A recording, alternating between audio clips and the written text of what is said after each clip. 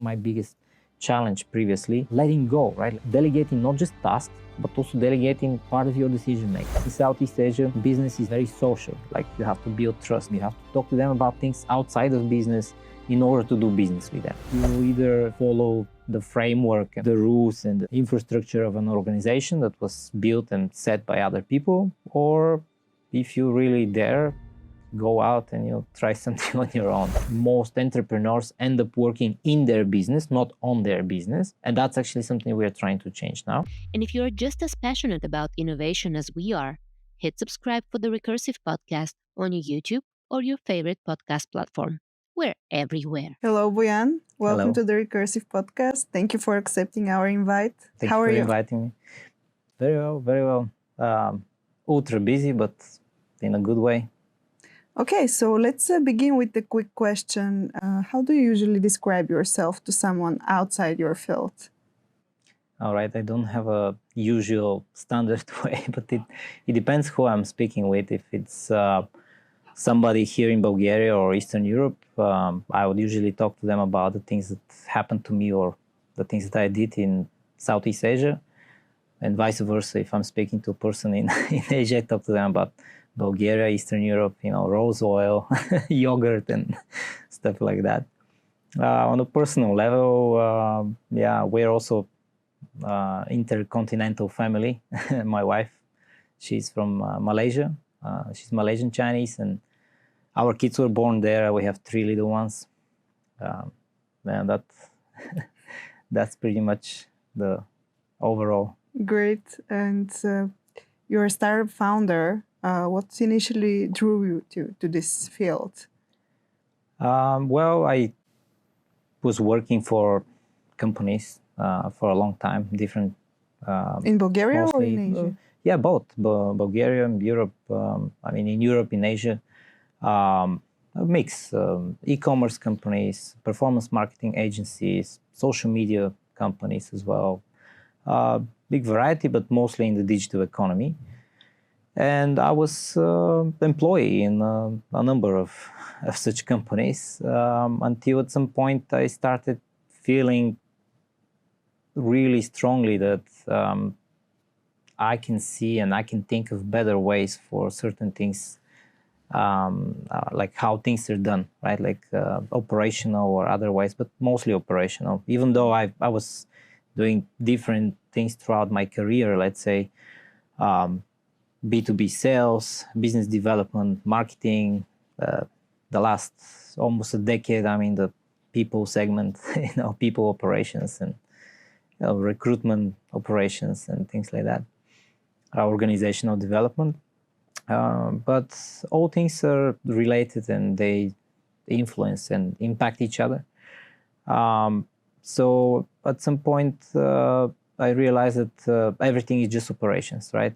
If you do sales, what makes a difference between you and your competitor, or what makes your sales successful is the way you do it, means the process, how systematic it is, how you use tools about it, and how you basically increase your velocity and you improve your odds to generate revenue, right? And then I started exploring other functions of a business or organization, right? I moved into the people department, right? And I just realized that it's just like sales. It's operations. You have the process, you have the steps, you have the funnel, the pipeline, and you're just pushing things to the next step and the next step and the next step. And how well you improve the way you move things through the different steps in the pipeline determines how far you can go. And that's pretty much how I started suggesting at first, that still as an employee, hey, can we do this in a slightly different way? Can I propose something? And some suggestions were received at least with on a conversational level with open mind. Most of them never saw implementation, but at some point you have to choose, right? You either follow the framework and the rules and the infrastructure of an organization that was built and set by other people, or if you really dare, go out and you try something on your own. All right. So go out. So yeah. you went to Asia directly? No, actually, or you started here? I moved to Asia, to Southeast Asia. I moved as an employee. I went there because I was offered a position in an e-commerce company there.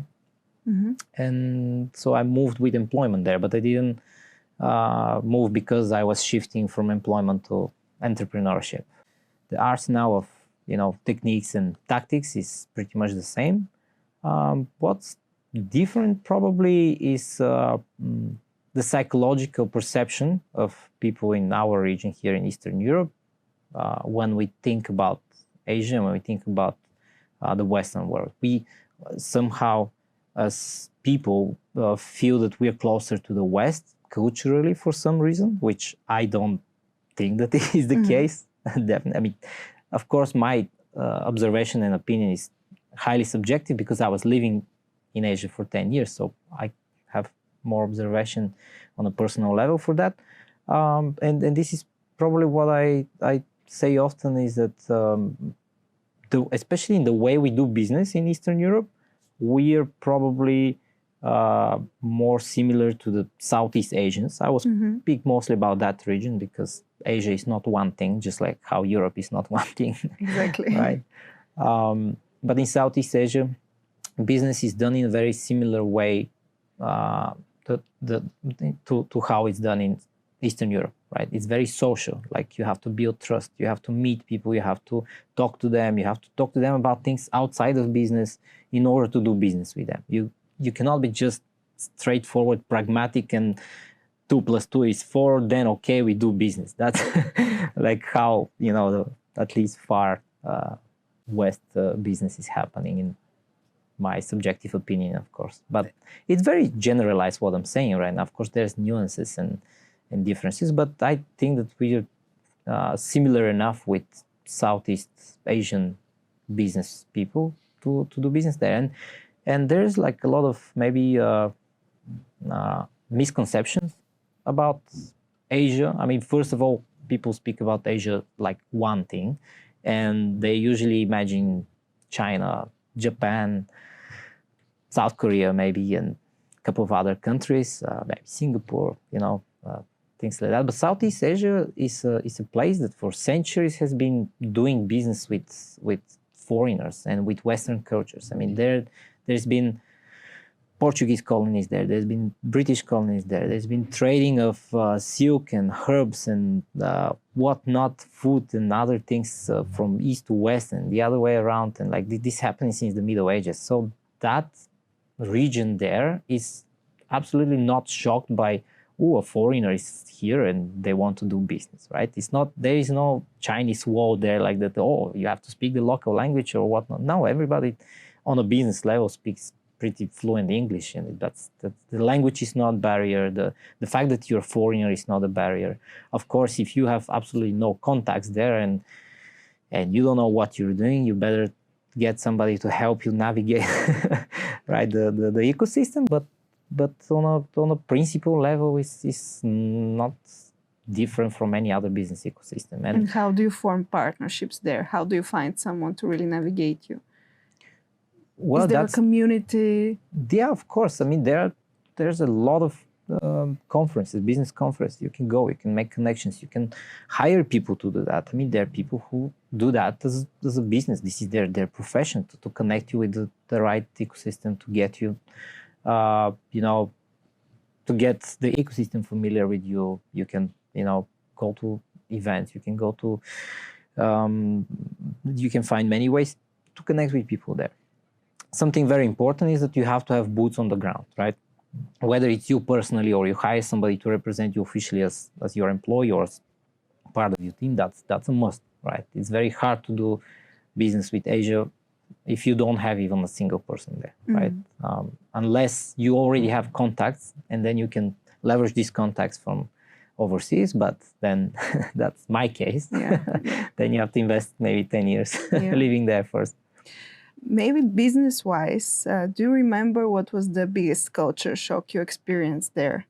Because you mentioned business is similar to here, but then the way of living is different, and that inevitably influences also how people Absolutely. do business. So when I say similar, I don't mean exactly the same, of course, right? So similar in the sense that I described that business there is done very, on a social level, right? Like you don't do business with somebody that you didn't have a beer with or coffee or lunch or something, like you don't, just people don't do that. Same like how in Eastern Europe, we don't.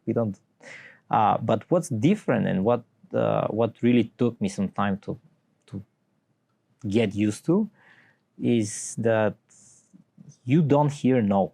Like the communication there is not straightforward. You have to guess what it means when they take time to respond, or when they keep meeting you but business is not happening. Like you have to, but because almost nobody, some people will do, but almost nobody will say, no, I don't want to do business with you, or no, your proposal is not matching my expectations. And it's very hard to extract information from that, right? This is probably the biggest and the most radical difference in matter of attitude or behavior, right? Like comparing to Eastern Europe. Here, we're pretty straightforward. Like if I don't like you, you know it from the second sentence that I tell you, right? Which is shocking for some other parts of the world and other cultures. But yeah, if you're coming from Eastern Europe and you're used to that directness and that like really, blatant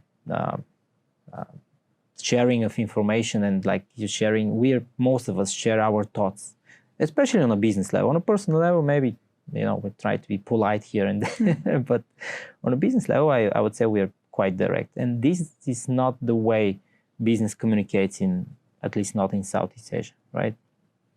You can have many meetings and not have traction in that relationship, and then you're wondering about why, right? It's like they don't say that they don't like my things, they don't say that that my price is too much or whatever, right? Like it's and this is about the price, the negotiation. Like it's just standard, right? In some parts of the world, if you negotiate, is perceived as like, why are you trying to change my price, right? But in Asia, or Southeast Asia at least, price is always part of the discussion. It has to be discussed, and it always has to go lower. So, yeah.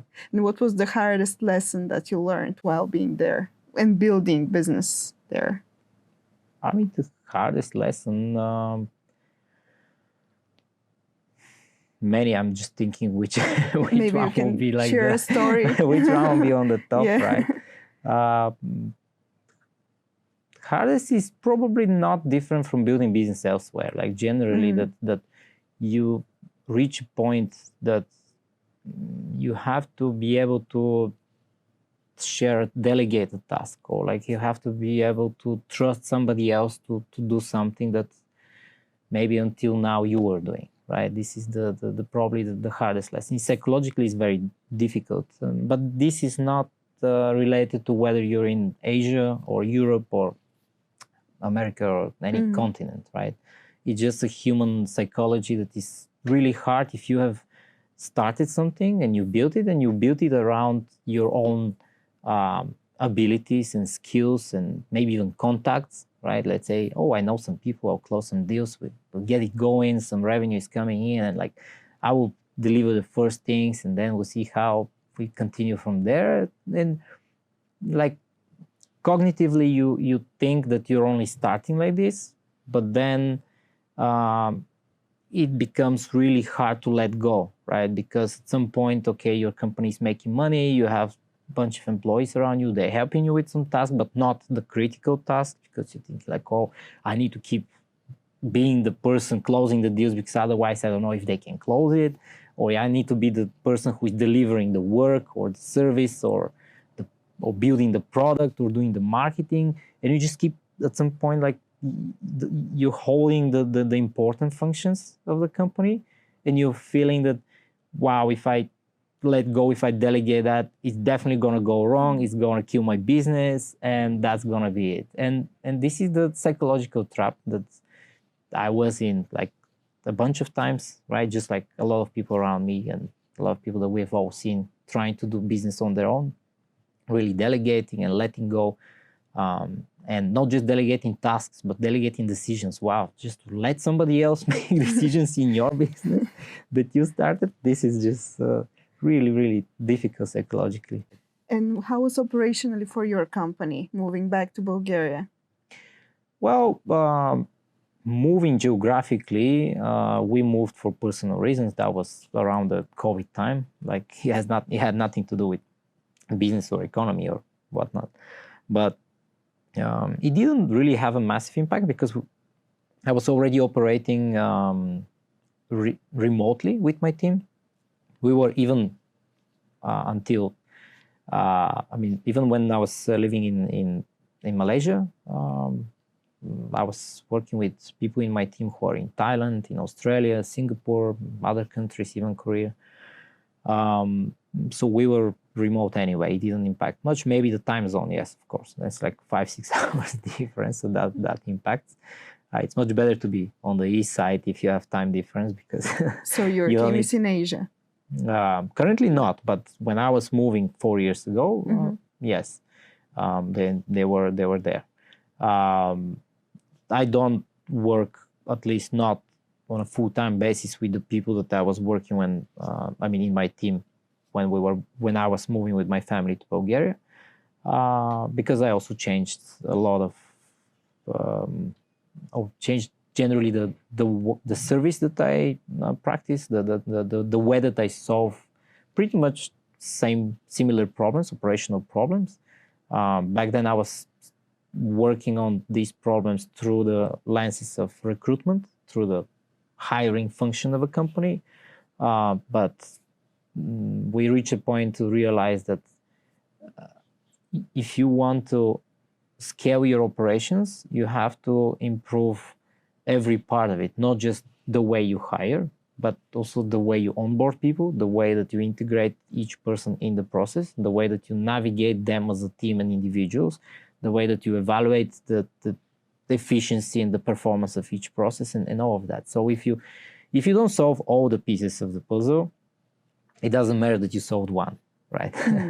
And this actually pushed me as a back then recruitment agency to change the way I approach this problem, right? Because even if you find and if you put together for a client the best people with certain skills or the best talents in certain area or profession, and help them help your clients hire those talents, that doesn't guarantee success, right? Because you get these people on board, and then inside is total chaos operationally, and you're wasting talents. And those top tier talents are also not very cheap, so that adds inevitably to your operational expenditure, and you have to make use of what you have, right? Like, and if you don't, it actually backfires, right?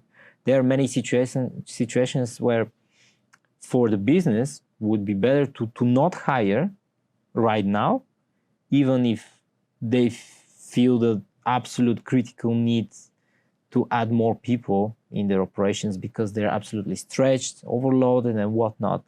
But if you're not doing it in a sustainable way, what you're doing actually, you're taking away from the capacity of your middle management. Because what happens when you hire somebody? Go there in that team, you have a manager, and now he or she will show you how things work. So you're actually taking a piece from the capacity of that manager, and they're already overloaded, right?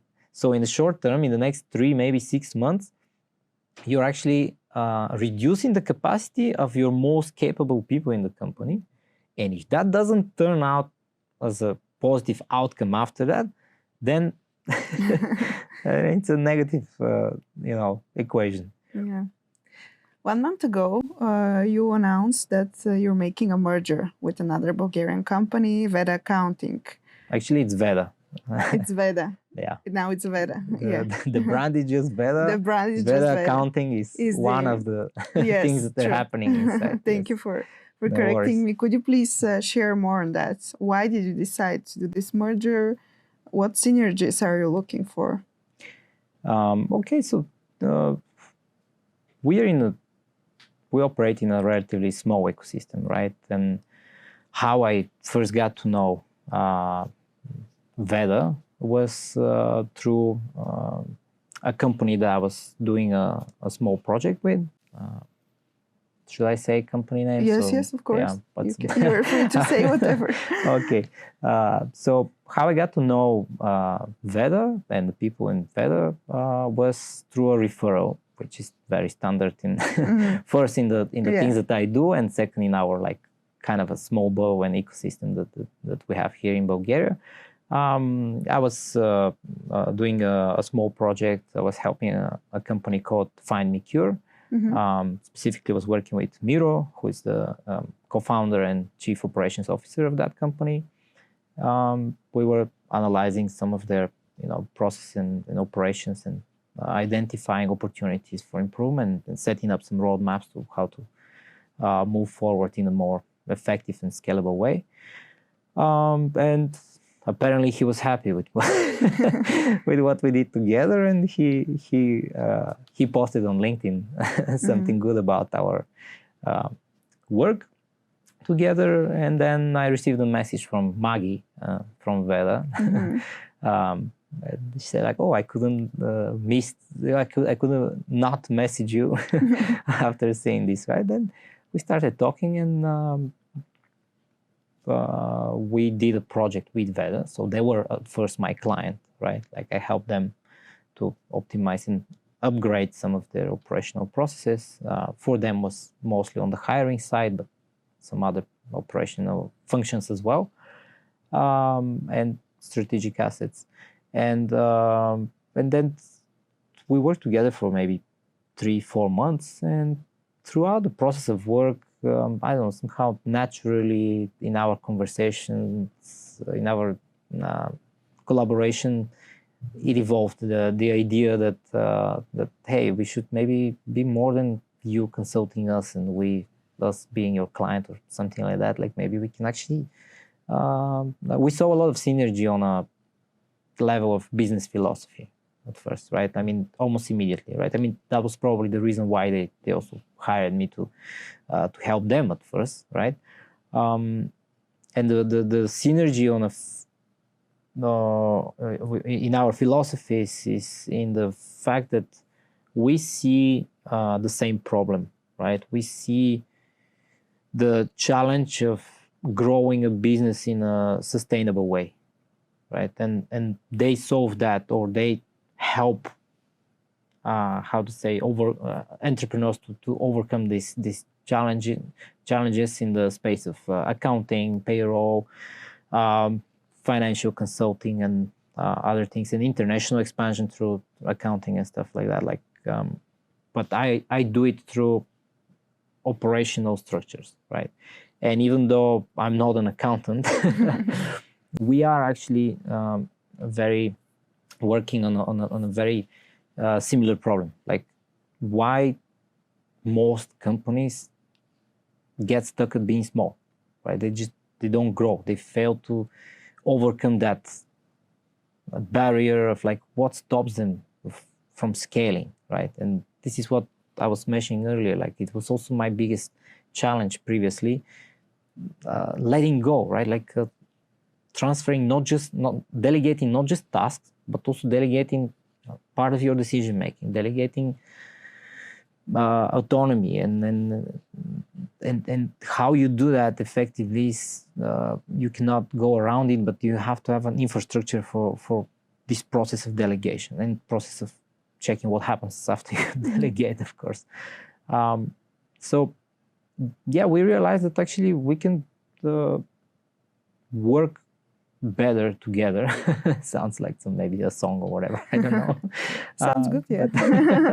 But we can be more effective, or like we can make a bigger impact on the ecosystem if we do it as one company, or at least as partner companies, like right, if we unite our resources. And that's what we did. We it's not an acquisition or anything like that.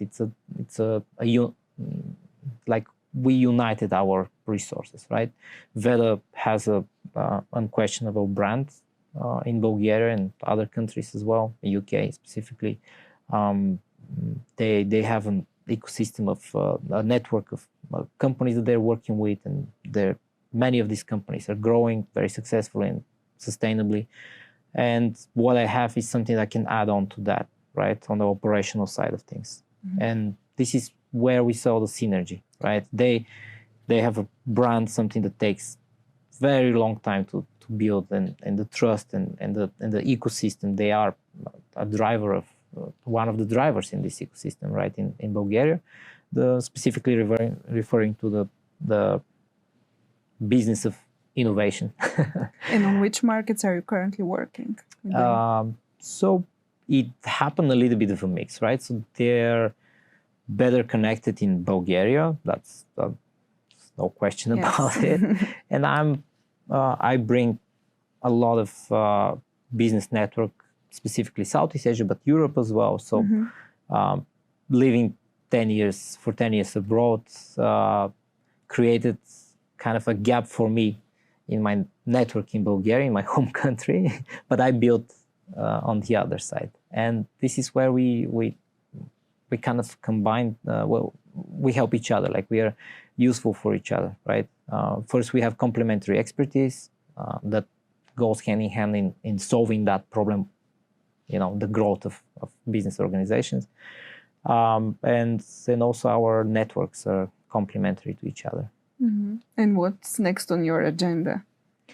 Well, next, it's already happening. Mm-hmm. We are working with companies under the VEDA brand. You have a new website? Yes, we just launched it. Yeah, congrats. Still a lot of work to be done there, but we have a website. We work and we already making some very, very good progress, and with some of our with the companies that we're helping, pretty interesting progress to the east, right, in Southeast Asia. Operationally here, we work with also on a local level. Like, it doesn't have to necessarily be international growth, but in the especially digital economy, if you're starting business in Bulgaria, you're not building it for Bulgarian customers. Usually you're building it for international customers, B2B or B2C. It doesn't matter. And what we are working for and want to see is more Bulgarian brands successfully realized and being competitive on the international landscape, right? Which, of course, it starts with you operating well where you are first. You need to have a solid base before you jump on the trampoline, right? Mm-hmm. And this is what we're working for. I don't know if your question has some specific meaning, or like, did I answer it? No, you answered it perfectly. Okay, just wanted to know, like, what's next on your agenda, because you kind of rebranded your company. Now it's under another brand, and that also comes with some challenges, maybe, or maybe more opportunities. More opportunities, I would say. We are a team. Until maybe last year, I was mostly operating by myself for a few years. I mean, there was it's like the roller coaster, right? Like at some point, I reached a point of having a team of 20 plus people. It's not a lot, but when you're starting from scratch and get there, like, it's usually around the time when you feel a real headache to, orchestrate and navigate but a team are you like that. Continuing within the organization, or the team needs to be integrated in some specific way? So that was like at the time when before I moved to Bulgaria, right? When I was moving to Bulgaria in 2021, I had already downsized in terms of size of the team because I realized that I'm not as efficient, or at least that was my learning of why it's so hard to delegate, right? So I downsized, and at some point, I even, like, few years ago, when I decided to shift from doing a recruitment service into working operationally with companies inside the organizations, right? At that point, I decided, okay, this now I'm making a major change. I would just downsize just to myself again, because I need to, rebuild a service and formulate it and test it with a bunch of projects. And now we're starting to scale again, because we already have identified really painful problem and really massive problem, and we're working on it and we're successful in solving it. So now we need also to grow in order to improve our capacity to do that for more companies. And right now I already have a core team together with Alex Trenev and Zoria Nakeva. We're like the core of the team. We have other people around us that they plug in, they join on project basis. But this whole thing will be bigger in, I don't know, the next, let's say, 1 year. We'll have different numbers in our structure. Great. Not so much for the sake of growing. It's just because when you have a process and you structure in a way that you can onboard more people without breaking it, right? Then it's a good thing. When you have demand also. Any advice for first-time founders? As we know, in our region, we have a lot of first-time founders.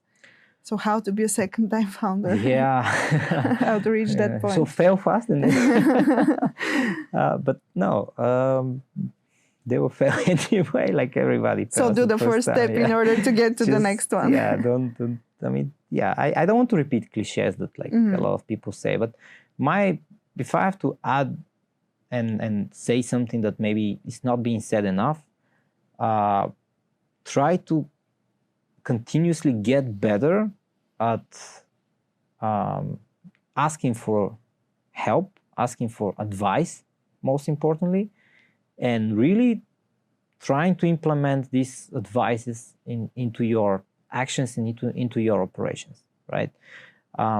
Which I don't think that the new founders and the new entrepreneurs have a problem with that, because when you're new, you know that you don't know, right?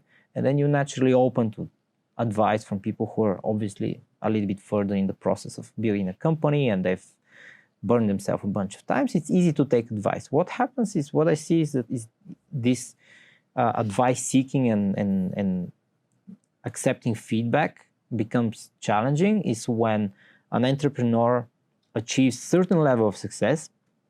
Nothing, hasn't landed on the moon, but but reached some success, made some decent money for themselves, for their families, and for the employees in the company, and this results in this inevitable inflation of the ego, right? Like the ego is the biggest roadblock, right? And that ego is, hey, we've done well so far. I should be the person who knows best about my business. Like, yes and no, right? Like, I mean, you can always hear a second or third opinion and see a different perspective, because also like naturally most entrepreneurs end up working in their business, not on their business. And that's actually something we are trying to change now. But it's really a lot of psychological barriers there, right? Because if you're overloaded with tasks and everything depends on you, it's hard to let go, accept some short-term damage, because it's inevitable, right? If you want to grow, there is a growth pain. You cannot go around it. And you're going to have some losses in the short term. And you're trading these losses, if you want to really scale significantly, you're trading these short-term losses for long-term, benefits. And this is really hard to convince yourself to do. And it's even harder if other people try to convince you. And if these people are not working in your organization, if they're not your co-founder, right? Maybe your co-founder has a better chance to convince you in making some radical changes and decisions. But this actually refers to another topic that I believe is not discussed a lot in Bulgaria, the fractional services. I mean, everybody uses accountants, right? It's easy. We know that we cannot go around it. Most of the entrepreneurs don't like to deal with paperwork. So it's not a hard decision it's not a tough decision to to outsource your accounting, right? But when it's something operational, when it's something strategic, when it's something about your product, about your service, about the way you do things, entrepreneurs become really defensive. It's like, what are you trying to say? That like my service or my product is not good enough, or that I don't do it right? Like, how do you know? You're not working in my company, you know? But maybe that's why there's a additional value in a perspective from outside. Like when you go to a doctor, what do you do, right? Like you don't tell them, give me this pill because I know what, well, why my head is hurting, right? It's like you, even though some people do that, especially in Bulgaria, but generally like the logical principle of that would be like, okay, doctor, I'm here, do the tests, right? Analyze and tell me what's wrong and what we should do. But we don't have that attitude towards consultants. Now, consultant also has evolved into being a bad word or dirty word for many people, and there are reasons for that, you know, very obvious reasons. But what I'm trying to say is that the fractional services on the consulting side, specifically, not just, let's say, marketing or something like that, but specifically on the operational strategy, on the execution strategy, on the commercial strategy, on the way that things need to be done, on changing your processes, implementing new systems in the way that your organization functions or delivers different, like executes different functions, right? This is not there yet in Bulgaria. Like Bulgarian entrepreneurs, in my opinion, are still struggling first to see the benefits of fractional services. There are many, I can mention a few. And second, those that convince themselves, okay, let's try, they don't try the way that it has a chance to happen in a good way, right? What I mean by that, like first the benefits, fractional services. And I'm not talking about just myself or what we do at VEDA. Every fractional service that you can get outside, as a principle, what is a fractional service? It's the alternative to you hiring a very highly paid expert on a payroll in your company, right? If you don't have a chief operation officer or director of operations or whatever, like don't pay attention on the titles. But what I mean is people with a lot of experience and great expertise, operational specifically. If you or your co-founders are not that, what are your options? To hire somebody, right? That will inflate your payroll like crazy, or to figure out alternative way to solve that. An alternative way is to hire somebody not on payroll, somebody who can help you build processes, who can help you scale, who can help you avoid really costly and painful mistakes when you're making strategic decisions. And you don't have to, when you hire them like this, you don't have to commit long-term, because hiring somebody in European Union, it's a long-term commitment. You're literally getting married, like, right? Fractional, like, it's not going to cost you on a monthly basis as much as employee. In many cases, if you, of course, evaluate and engage the right consultants, they will do very likely better job in many situations than an employee. And part of that is because they're not an employee. Becoming an employee, it forces you to be politically correct in the environment of your company, to consider some factors that should not be factors for making strategic decisions, right? Because if you want to scale, you have to be as pragmatic as possible. You cannot make a strategic decision based on what the person on the right or the person on the left will think if you make that decision, right? You don't have the outsider perspective anymore. Yeah, you don't have the perspective, and you have the internal influence that pushes you in one way or another psychologically to, not offend somebody. When you're not an employee, you don't have that restriction. You can just point at this and say, this is a glass. I mean, if somebody is offended, I don't know. I don't care. It's a glass. There's water in it, right? That's one thing. And the other thing is that those entrepreneurs who convince themselves to try getting external help and to not be on an employment, but to be on a fractional, some kind of arrangement, they do it in the wrong way. What I mean by that, they do it piece by piece. They get, let's try this consultant with something like little. We'll get that person to do one just little piece of the whole puzzle. And then we see if our business gets better out of nowhere, right? Like overnight. First of all, that's not realistic, right? If you just change one piece of how you do things, the output is pretty much the same, right? You have to approach things holistically, just like how I gave the example of hiring. You can improve hiring, that it's not necessarily going to improve the output, the capacity, the efficiency, and the productivity of your team, right? No, it doesn't guarantee it. You have to change the whole funnel, right? I mean, you have to not change, but improve the whole funnel, right? The other thing is that another mistake that a lot of entrepreneurs who use external services and fractional services is to get one person to do something and one consultant to do something, another consultant to do something else in the company, and those people have never seen each other before, right? They're not synchronized, right? They don't have history before of working together. They don't have a alignment generally, right? And you expect them to, because they're consultants, now you want to get the best out of your buck, right? And you want immediate results from both of them, but you're telling them, hey, you two now work together because you're consultants, right? Like you should have like some standard ways. There is no standard ways because every problem, especially influenced and in the environment of one specific organization, has many ways to be approached, many ways to be solved. And then that opens endless discussions of these people. Instead of delivering value for you from the first day that you hire them, they just start having endless discussions and pulling, between them, which decision will make the job of one of them easier and which decision will make the job of the other easier.